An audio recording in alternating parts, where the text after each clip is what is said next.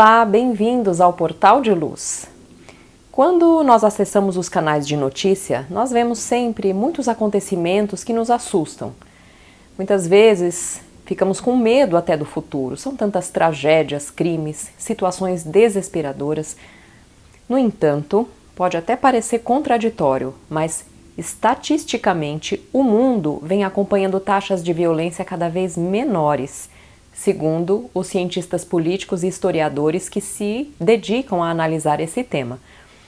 Pode parecer difícil de acreditar, mas estes dados são reais e, sem dúvida nenhuma, combinam com as informações trazidas pela doutrina espírita, que nos falam da lei do progresso, que é irrevogável e imutável. Será que nós estamos evoluindo e não estamos conseguindo perceber porque estamos no olho do furacão? Nós vamos falar sobre isso no programa de hoje. Mas antes nós vamos ouvir juntos Chico Xavier. Meus irmãos, que a divina bondade de nosso Senhor Jesus Cristo seja louvada. Pedir é mais que natural. No entanto, é razoável saber o que pedimos. Habitualmente trazemos para o Espiritismo a herança do menor esforço, aurida nas confissões religiosas que nos viciaram a mente no culto externo excessivo, necessitando assim de nossa parte porfiar energicamente para que a vocação do petitório sistemático ceda lugar ao espírito de luta com que nos cabe aceitar os permanentes desafios da vida. No intercâmbio com as almas desencarnadas, procedentes da esfera que vos é mais próxima, sois surpreendidos por todos os tipos de queda espiritual, sob tempestades de ódio e lágrimas, desesperação e arrependimento, consciências culpadas ou entorpecidas, vos oferecem o triste espetáculo da derrota interior a que foram atiradas pelo desleixo próprio. É que soldados da evolução esqueceram as armas do valor moral e da vontade firme com que deveriam batalhar na terra, na aquisição do próprio aprimoramento, passando a condição parasitária daqueles que recebem dos outros sem darem de si e acabando o estágio humano, a feição de fantasmas da hesitação e do medo, a se transferirem dos grilhões, da preguiça e da pusilanimidade à escravidão, às inteligências brutalizadas no crime que operam nas sombras. Levantemo-nos para viver como alunos dignos do educandário que nos recolhe, encarnados e desencarnados. Unamo-nos no dinamismo do bem para situar sempre mais alto a nossa oportunidade de elevação. É inútil transmitir a outrem o dever que nos compete, porque o tempo inflexível nos aguarda, exigindo-nos o tributo da experiência, sem o qual não nos será possível avançar no progresso justo.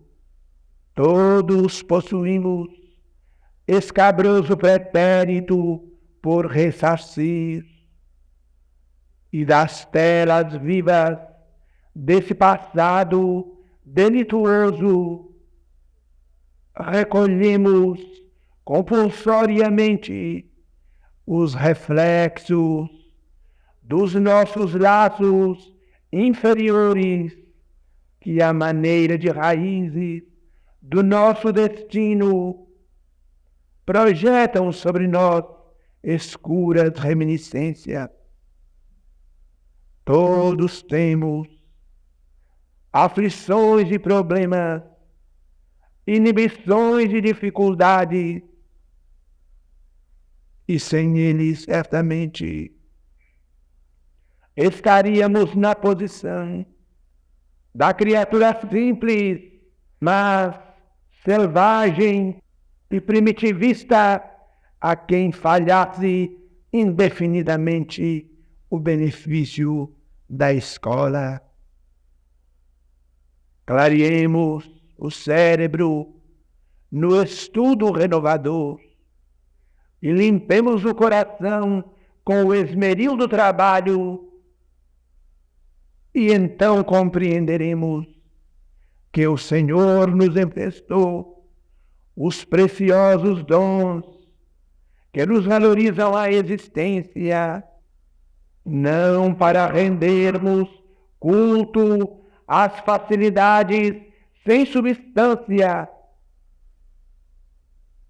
engrossando a larga fileira dos preguiçosos inveterados de todos os tempos, mas sim para que sejamos dignos companheiros da luz, caminhando ao encontro de seu amor e de sua sabedoria, usando os nossos próprios pés.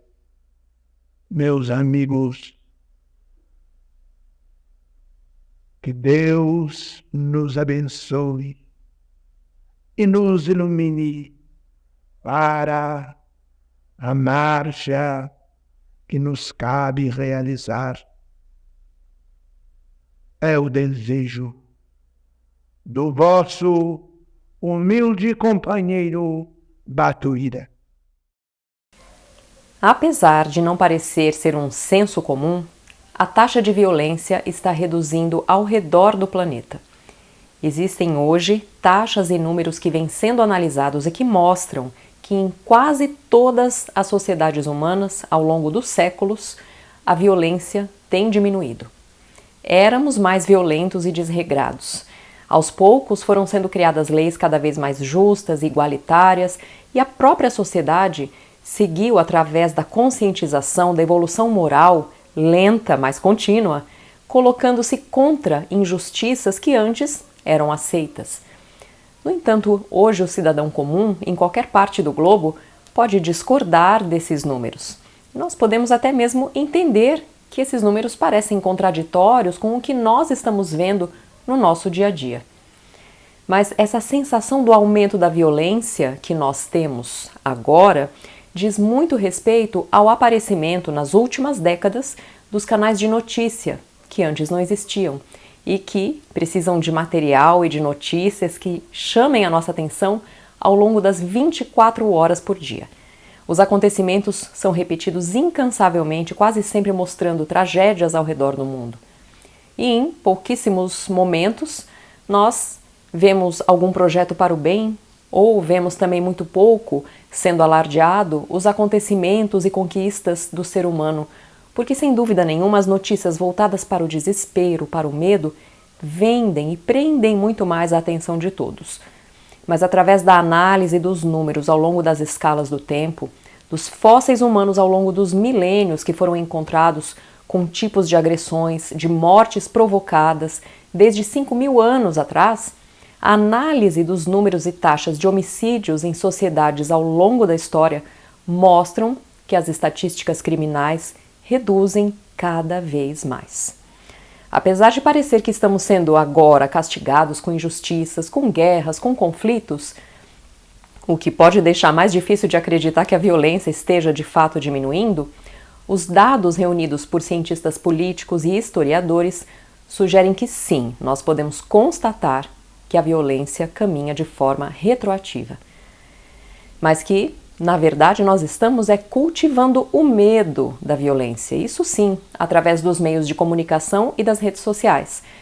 Cada tragédia ou crime aparece em diversos canais, de forma ininterrupta. E quanto mais eles mobilizam a atenção do espectador, mais aparecem e aparecem sem parar, em canais que funcionam 24 horas por dia e em todos os países do planeta. O psicólogo e cientista canadense Steven Pinker, professor da Harvard, tem se dedicado a estudar e quantificar a diminuição da violência ao redor do planeta, ao longo dos séculos, e o porquê desse fato vir acontecendo. Ele tenta entender também o que leva o homem a cometer atos de maldade e o que faz com que ele aprenda de alguma forma, ao longo da história, como sociedade, como indivíduo, a diminuir essa violência. Pinker tem tentado entender o ser humano, se ele é então capaz de rever os seus atos, amadurecer através dos erros. O remorso ou a empatia com a dor do outro podem ser transformadores para um indivíduo ou para a sociedade como um todo? Essas e outras reflexões aparecem nos extensos estudos de Steven Pinker. Mas nós temos que concordar, espíritas que somos. Se existe a lei do progresso que é imutável e irrevogável e que rege tudo, sem dúvida devemos estar melhorando e evoluindo como coletividade planetária, ainda que a passos lentos. Portanto, comentar sobre o mal, sobre crimes, sobre o medo, compactuando com a ideia de que o mundo está cada vez pior, que é o que tanto ouvimos por aí, é não enxergar que existe um pai amoroso cuidando do progresso dos seus próprios filhos. O medo compactua com aqueles que não querem que o bem se estabeleça definitivamente. Mas se a evolução espiritual, o amor e a harmonia são o destino de todos, já que estamos todos, sem exceção, evoluindo pouco a pouco, nós não deveríamos temer o futuro. Afinal, a quem interessa o cultivo do medo e do pânico? Se somos pessoas que buscam desenvolver a própria fé em Deus, por que acreditar nas temeridades e na ideia de que o mundo estaria piorando? Se há pelo menos 2 séculos nós já sabemos pelos benfeitores espirituais que nós estamos indo para um mundo de regeneração. Compactuamos com quais princípios quando nós desacreditamos dessa verdade dos benfeitores e começamos a nutrir medo e desesperança? A literatura espírita nos pede para que, diante de qualquer catástrofe, epidemia, crimes ou qualquer outro fato que nos cause pavor, que nós mantenhamos a fé e a calma, porque a nossa calma e a nossa fé podem tranquilizar o nosso semelhante também. A doutrina também nos pede para que não nos percamos com conversações ou comentários ou compartilhamentos nas redes sociais sobre notícias terríveis, nos abstendo do sensacionalismo, porque isso também vai ser uma postura caridosa Podemos nós usar a palavra para levar alegria, verdade, esperança, mostrando que Deus rege tudo e que não há uma única folha de uma árvore que não caia sem a sua permissão. Isso não nos impede de aceitar que as situações difíceis estejam de fato acontecendo ao redor do globo, porque de fato elas estão. Mas nós não estamos soltos e desamparados num mundo de escarcéus. O mundo não está piorando. Nós estamos percorrendo um caminho justo e que ao final, se nos mantivermos firmes e convictos do bem a fazer, nós poderemos ver que fizemos o bom trabalho. Usar a nossa palavra para comentar o mal não auxilia o trabalho no bem. Ainda que nós estejamos diante de acidentes inesperados, jamais nós devemos desistir da construção no bem. E devemos confiar na justiça de Deus, que nesse momento que parece tão turbulento, estabelece a sua luz como um divisor daquilo que vai embora porque não faz mais sentido numa sociedade que está evoluindo e daquilo que fica para o mundo de regeneração. Assim sendo, e ainda mais lembrando também das recentes pesquisas conduzidas pelo psicólogo Steven Pinker, vamos cuidar dos nossos pensamentos para não cairmos na tentação de pensar, comentar ou compartilhar notícias que só geram desespero, medo, pânico em nós mesmos e naqueles que estão ao nosso redor. O mundo também tem acontecimentos maravilhosos de pessoas completamente comprometidas com o bem e que têm realizado e concretizado muitos feitos maravilhosos. Na questão 932 do Livro dos Espíritos, inclusive, os benfeitores explicam por que a influência dos maus parece superar a dos bons no planeta Terra.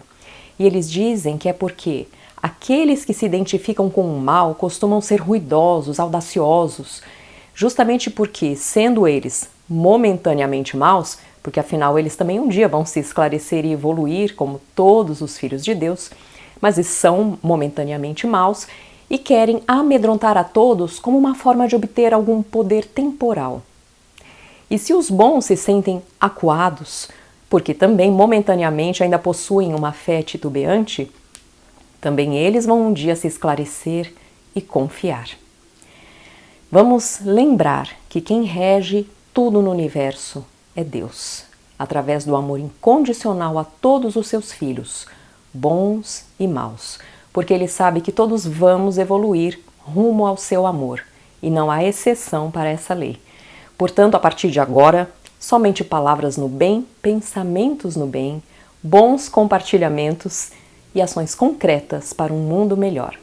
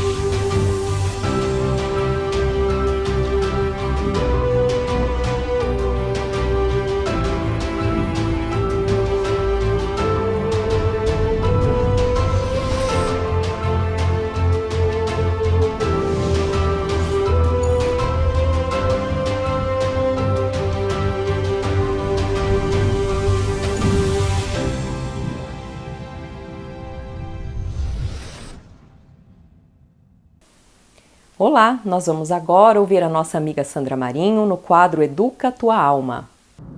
Olá, queridos amigos, queridas amigas.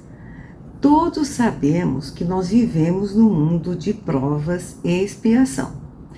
Ainda que hajam interpretações diferenciando o que seja uma e outra, é certo que todos estejam direcionados a passar por momentos ou até uma vida inteira experimentando uma situação ou de expiação ou de prova. Para melhor situá-los, vamos entender como provas os desafios que nós escolhemos enfrentar antes da encarnação. Nós fazemos a escolha, ou pelo menos temos alguma ascendência com o nosso livre-arbítrio. A prova tem como objetivo, vamos dizer assim, de acelerar a nossa evolução.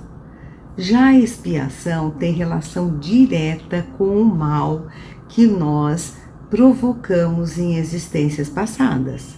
Neste caso, ficam as marcas, a culpa e a cobrança de nossa consciência. Então é preciso resgatar, refazer o rombo deixado na trama da nossa vida eterna.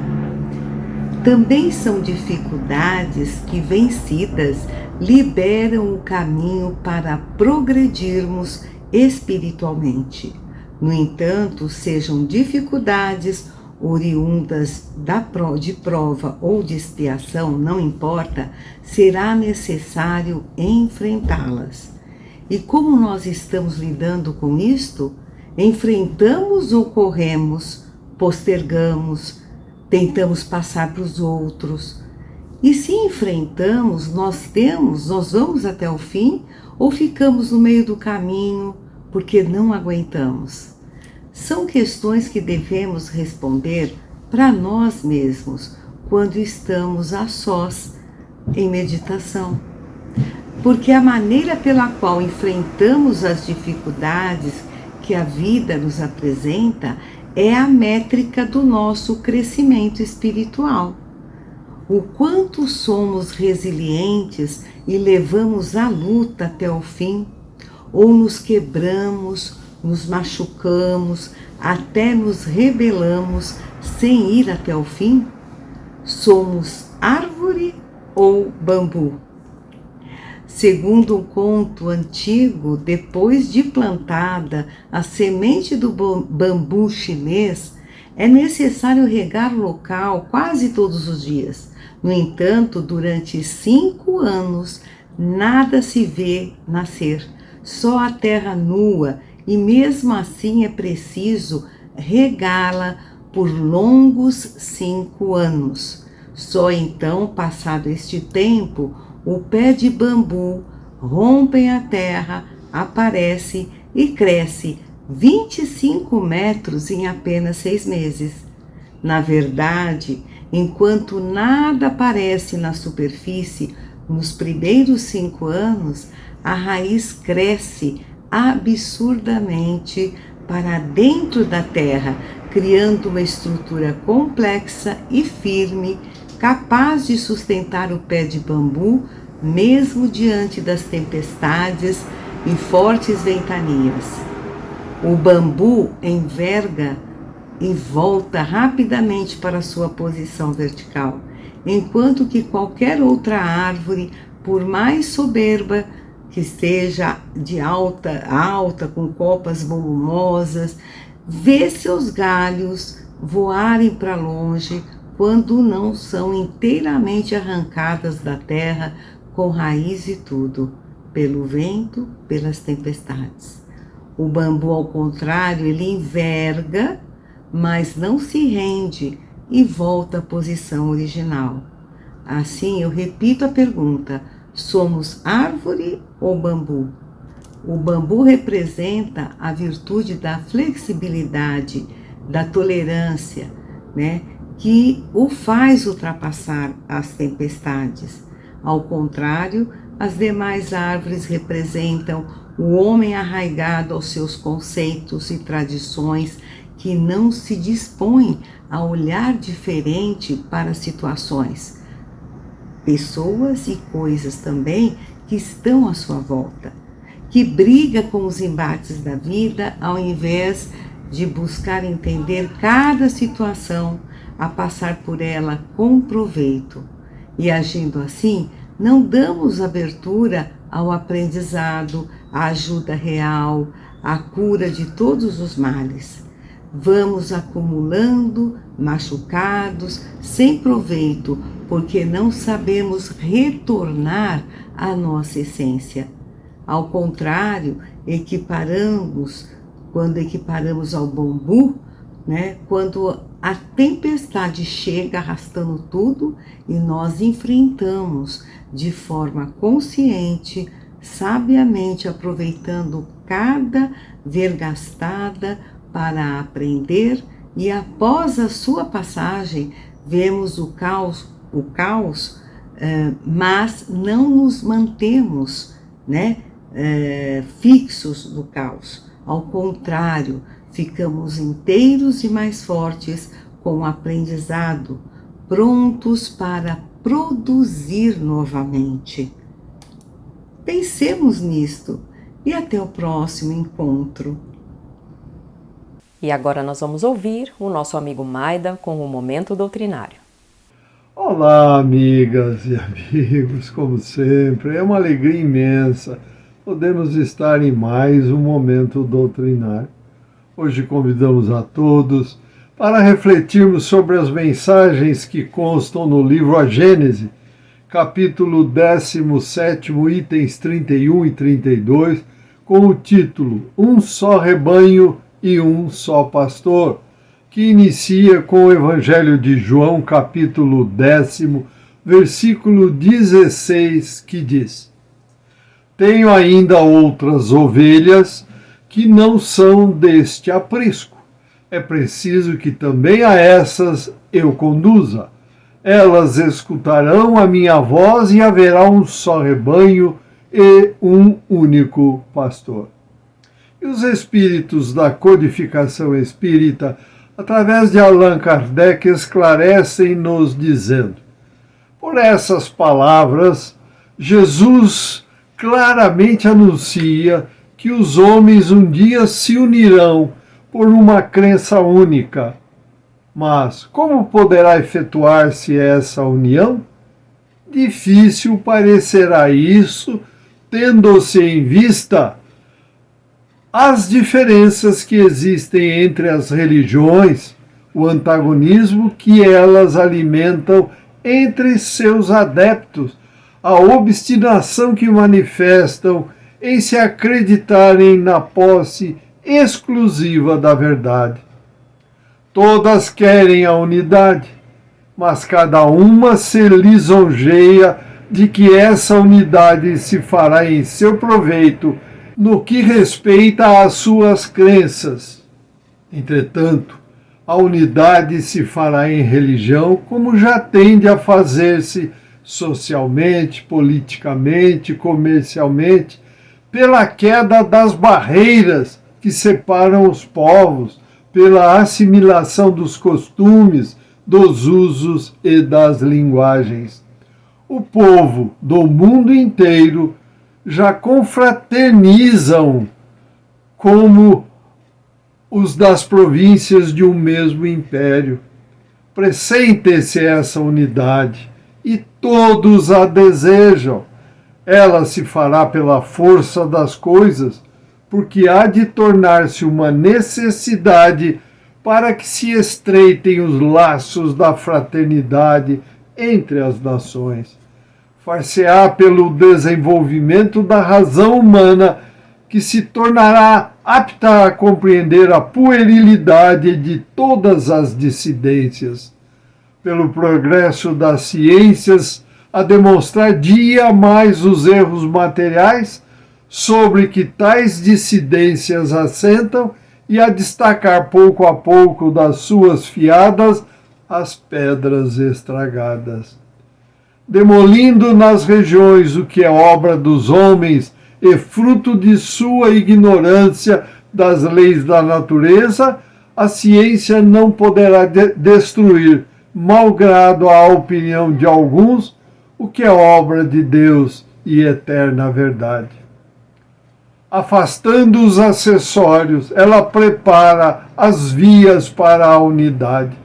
A fim de chegarem a esta, as religiões terão que encontrar-se num terreno neutro, se bem que comum a todas. Para isso, todas terão que fazer concessões e sacrifícios mais ou menos importantes, conformemente à multiplicidade dos seus dogmas particulares. Mas, em virtude do processo de imutabilidade que todas professam, a iniciativa das concessões não poderá partir do campo oficial. Em lugar de tomarem no alto o ponto de partida, tomá-lo-ão embaixo, por iniciativa individual.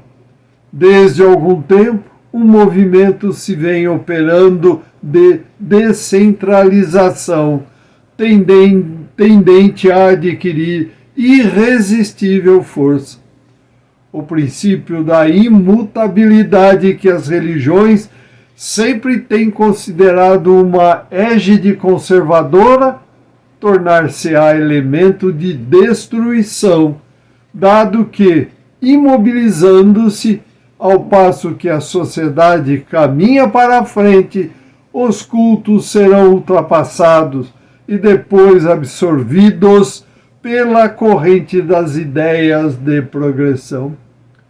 A imobilidade, em vez de ser uma força, torna-se uma causa de fraqueza e de ruína para quem não acompanha o movimento geral.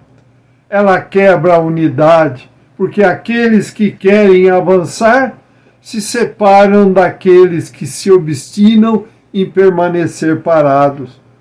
No estado atual da opinião e dos conhecimentos, a religião que terá de congregar um dia todos os homens sob o mesmo estandarte será aquela que melhor satisfaça a razão e as legítimas aspirações do coração e do espírito, desde que não seja em nenhum ponto desmentida pela ciência positiva, que em vez de se imobilizar, acompanha a humanidade em sua marcha progressiva, sem nunca deixar que a ultrapassem, que não seja nem exclusivista, nem intolerante, que seja a emancipadora da inteligência, com o não admitir, senão a fé racional. Aquela cujo código de moral seja o mais puro, o mais lógico, o mais de harmonia com as necessidades sociais, o mais apropriado, enfim, possa fundar na terra o reinado do bem pela prática da caridade e da fraternidade universais. O que alimenta o antagonismo entre as religiões é a ideia generalizada por todas elas de que cada uma tem o seu Deus particular e a pretensão de que este é o único verdadeiro e o mais poderoso, em luta constante com os deuses dos outros cultos e ocupado em lhes combater a influência. E concluem os espíritos da codificação através de Allan Kardec: quando elas se houverem convencido de que só existe um Deus no universo e que, em definitivo, ele é o mesmo que elas adoram sob os nomes de Jeová, Alá ou Deus, quando se puserem de acordo sobre os atributos essenciais da divindade, compreenderão que, sendo um único ser, uma única tem que ser a vontade suprema. Estender-se-ão as mãos umas às outras como os servidores de um mesmo mestre e os filhos de um mesmo pai, e, assim, grande passo terão dado para a unidade. Amigas e amigos, fica-nos bem claro através desta mensagem Um Só Rebanho, Um Só Pastor, que Deus é único, é a entidade suprema, causa primária de tudo que acontece no universo. Não faz nenhum sentido nós humanos, que ainda estamos no segundo degrau de uma escala evolutiva infinita e que enxergamos somente 1/8 da realidade onde estamos inseridos, queremos ficar discutindo que o Deus da religião A ou B ou C é um Deus melhor que o outro. Vamos levantar nossos olhos e mentes para o alto, o universo, e tentarmos perceber a grandiosidade onde todos nós estamos inseridos. Perguntamos: que ser humano teria a condição de ideoplasmar algo tão grande, tão significativo? Nenhum de nós. Jesus, mestre, modelo e guia da humanidade, ensinou-nos e exemplificou todos os caminhos para a nossa elevação mental, moral e espiritual. Então vamos todos nós trabalhar de forma contínua e constante na prática da caridade, focados em Deus, nosso Pai, para que consigamos nos elevar mental, moral e espiritualmente. Agradecemos a todos pela companhia e os convidamos para que continuem a acompanhar o Portal de Luz e que compartilhem esses nossos estudos nas redes sociais. Desejamos muita saúde, paz, equilíbrio e amor no coração. Boas reflexões. Um forte abraço. Fiquem com Deus. Vamos encerrando por aqui o programa de hoje. Desejamos a todos uma ótima semana. Muito obrigada e até a próxima.